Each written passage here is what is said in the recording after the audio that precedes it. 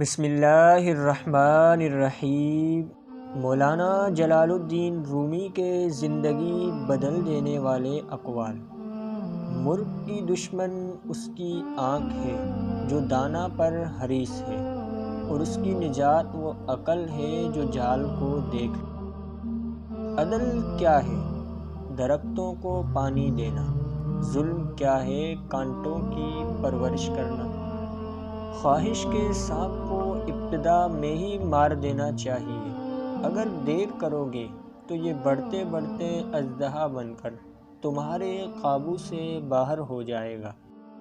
حرص تجھ کو اندھا کر کے محروم کرتی ہے، اور ابلیس تجھے حرص میں مبتلا کر کے اپنی طرح مردود کر دیتا ہے۔ جس شخص کا مزاج فاسد اور طبیعت بیمار ہوتی ہے، وہ کسی کی تندرستی پسند نہیں کرتا۔ نفس کو دنیا والوں کی تعریف اور خوشامد بہترین لقمہ معلوم ہوتا ہے۔ ایسے لقمے کو مت کھاؤ کہ یہ آگ سے پر ہیں۔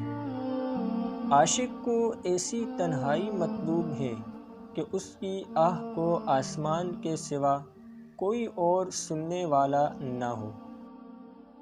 درویش کی مثال ایسی ہے کہ ایک خالی گڑھا ہے جس کا منہ بند ہے۔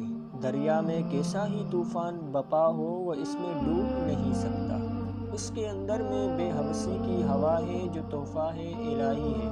شہوات و آفات کا کوئی سمندر ایسے بے حوث انسان کو ڈبو نہیں سکتا۔